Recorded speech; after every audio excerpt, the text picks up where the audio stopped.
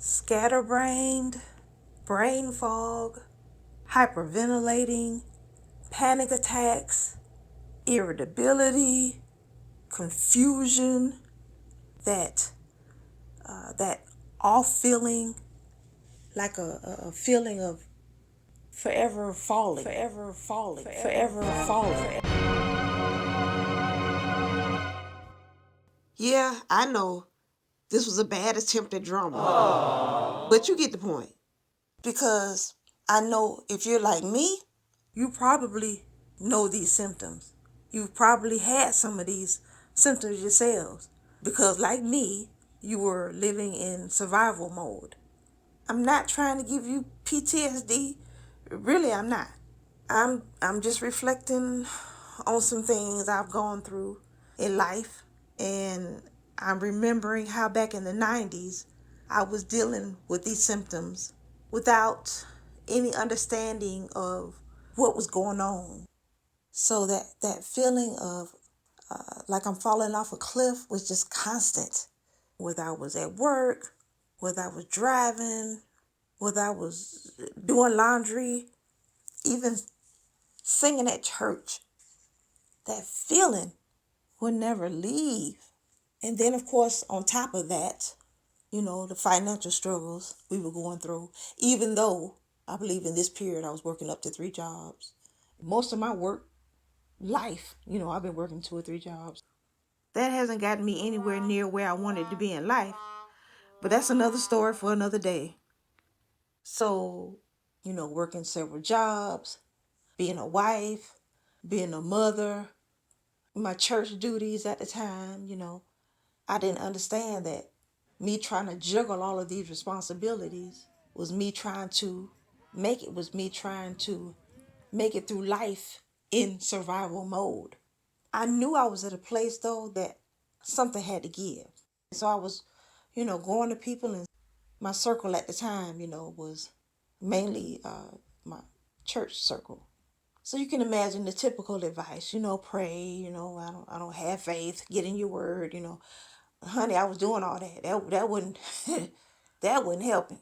And when I would go to people, and we just be talking, and I'm letting people know, hey, I'm thinking about not working. I'm thinking about quitting.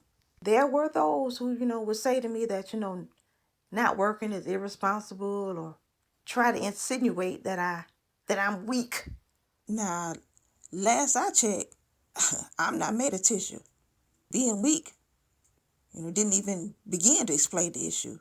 And on the subject of being irresponsible, no, what's irresponsible is ignoring your body when it's giving you clear signs that something's wrong. That's irresponsible. And when I would suggest, to people that, hey, I'm done with the workforce. I can't do it. Then there'll be, or some would respond, and say, well, what do you want to do?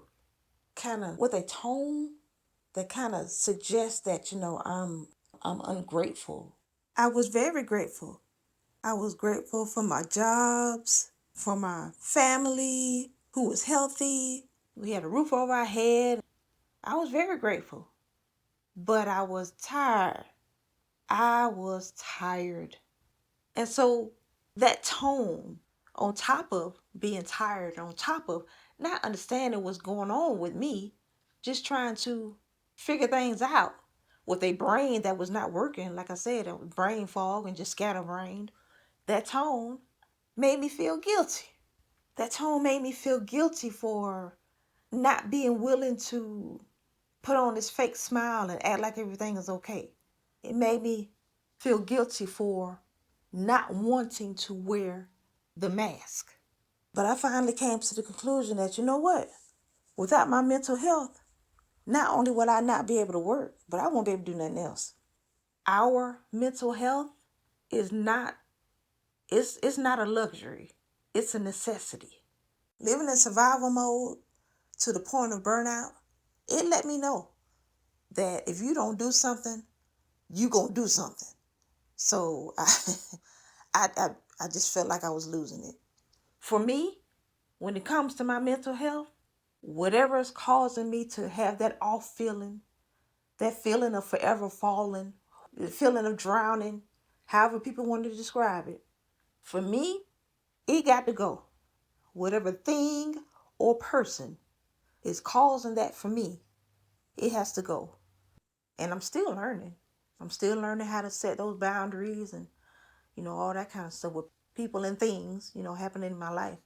I'm still learning how to set boundaries. It takes a while, especially if you've lived your life in a way wherein you saw all of the cues saying you live your life by giving of yourself.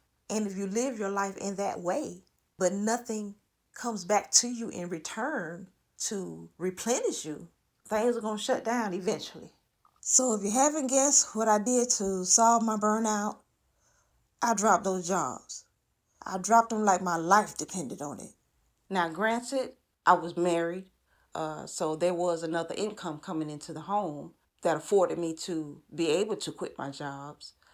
It made it the struggle even harder, but nonetheless, some money was coming in. So if my situation was in a place wherein I wasn't married or I didn't have another income coming in, I don't know what I would have done, but I do know that our human bodies cannot sustain that kind of treatment over a long period of time. So I would have had to figure out something. Something would have had to have been done. Because after years of living in survival mode and reaching burnout, I was experiencing physical symptoms. For me, once I quit those jobs and I was able to get some rest and then finally able to get my brain back, my brain started working better. I was able to do some research and I found some help with some resources. Psychology Today, I read some articles in that, and Harvard.edu. I read some articles on there, but I have some resources listed in the description box. Those resources may help you. Some symptoms of survival mode are always feeling on edge, trouble sleeping, or trouble concentrating, neglecting your personal needs, neglecting your self-care, and seeing everything as a threat or seeing everything as an obstacle. And so some things that can be done to prevent burnout, if you find yourself in survival mode, is to make sure you get rest. Prioritize rest.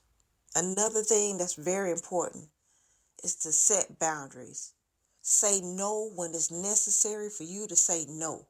No matter whose feelings they may hurt, your well-being is what's important in that moment. And of course, try to seek help, try to get support, or find support. And meditation can also help.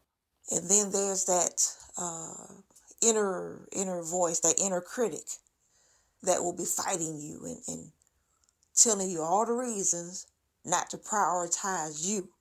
But yeah, learning to silence or at least quiet some that inner critic is very helpful.